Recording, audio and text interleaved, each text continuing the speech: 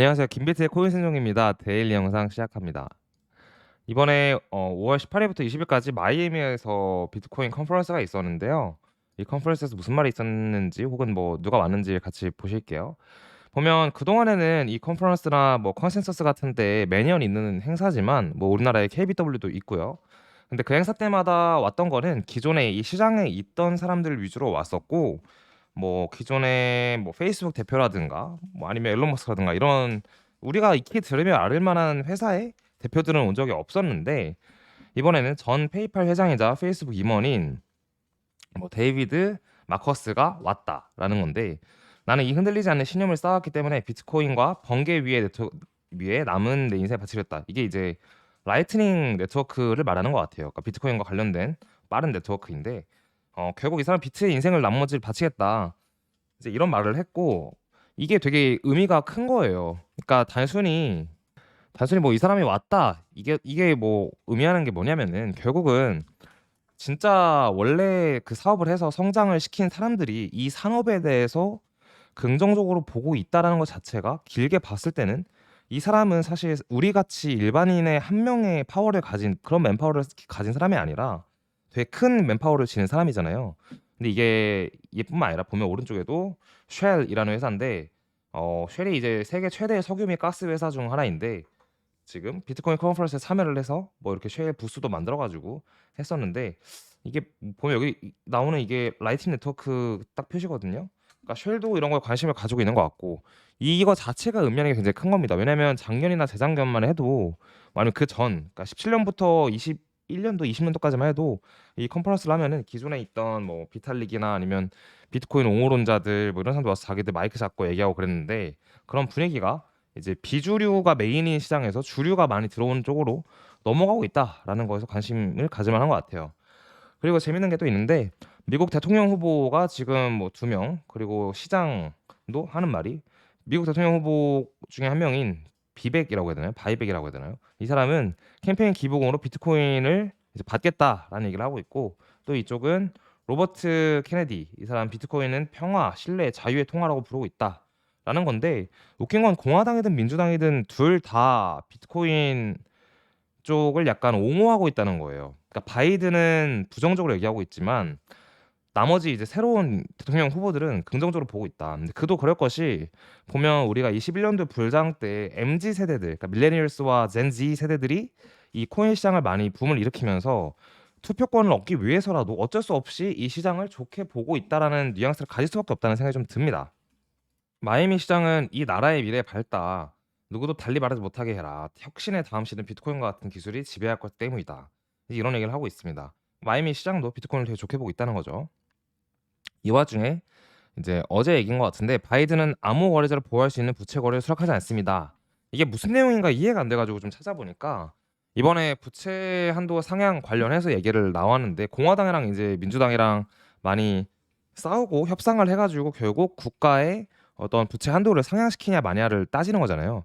근데 그 와중에 지금 바이든은 민주당이고 야당은 그럼 공화당이죠. 근데 야당 쪽에서 이제 암호화폐 거래자들한테 좀 도움이 될 만한 세제 혜택이라든가, 약 세제 감면, 혜택은 아니죠, 감면이랑 뭐 이런 얘기를 했는데, 그거를 거부했다라는 얘기를 하는 게 좋은 것 같아요. 쉽게 말하면 바이든은 암호화폐 트레이더들한테 세금을 세게 매기는 쪽을 보고 있고, 공화당은 암호화폐 트레이더들한테 약간 세금을 좀 적게 내게 해달라라는 뉘앙스로 가고 있다, 이렇게 보면 좋을 것 같습니다. 그리고 오른쪽에는 미 채굴자 과세에 나스닥 채굴 기업 비트 디지털 아이슬란드로 간다라는 건데, 미국에서 채굴자들한테 이제 채굴 회사들한테 과세를 해요. 근데 그 과세 구간이 생각보다 꽉 빡세가지고 기존의 채굴 기업들이 뭐 아이슬란드나 다른 외국으로 떠난다, 이제 이런 얘기를 보면 좋을 것 같습니다. 보시면 연준 자산 총액이 증가하게 되면 비트코인 가격은 크게 상승했다. 이거는 뭐 저 1월 때부터 했던 얘기인데, 결국은 미국의 그 달러가 세상에 많이 풀리고 연준 자산이 증가할수록 비트코인 가격이 똑같이 올라갔다라는 얘기고요. 요새 크립토 펀트가 꽤 잘 보죠. 크립토 펀트의 말에 의하면 지금의 조정의 원인은 단기 투자자들이 매도하고 있기 때문이다라고 보고 있는데, 최근 비트코인 조정 원인은 단기 투자자에 의한 것이며 미국의 매크로 상황은 강세로 전환하게 될 것이다. 그럴 가능성이 높죠. 왜냐하면 6월달에 금리를 동결할 가능성이 높으니까. 먼저 이번 하락 원인과 매매 주체를 알아보고 왜 상승할 수 높은지 온체인 데이터를 보해 살펴보겠습니다. 첫 번째, 손 미시령 손익에 대해서 나오는데 0.25를 정점으로 형성하고 하락가 현재 0.2에 위치하고 있다라는 말입니다.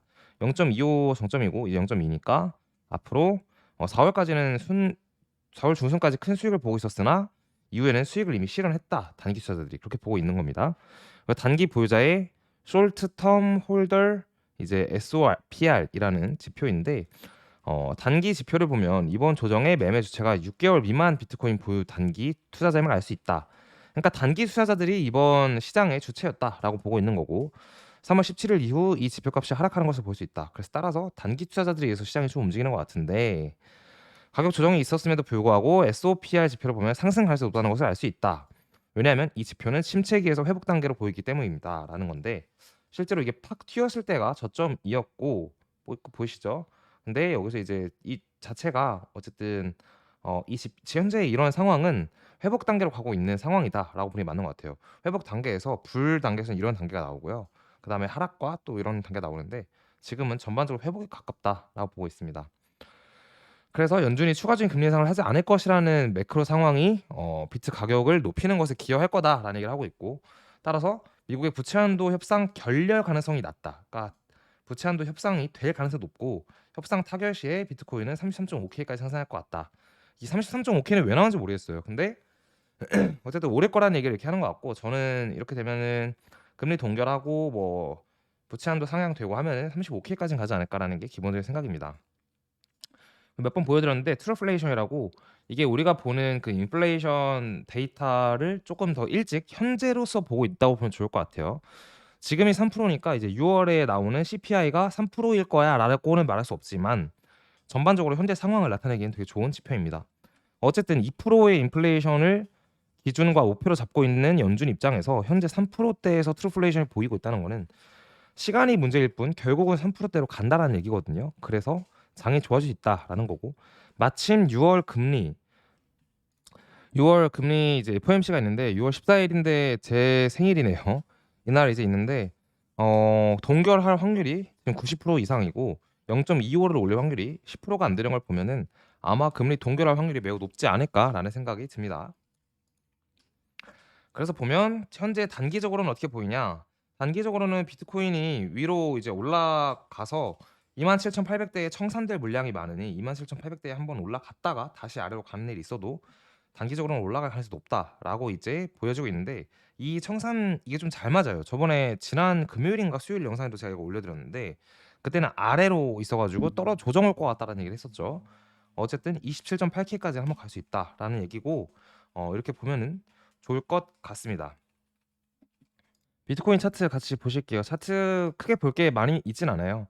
일봉상으로 보면 현재 요 선은 MA 100일선인데 MA 100일선의 지지를 지난번에 받았고 지난번에도 이제 꼬리 찍고 올라왔는데 이번에 지지가 되면은 이제 하락이 끝나는 거고 그게 아니라면 요 검은색 25,250 요게 아마 주봉으로 보게 되면 MA 200일선이 이제 26,000 극초반인데 요 선과 이 EMA 21일선 25,500대 초록색 선이에요. 이 선 정도가 될 겁니다.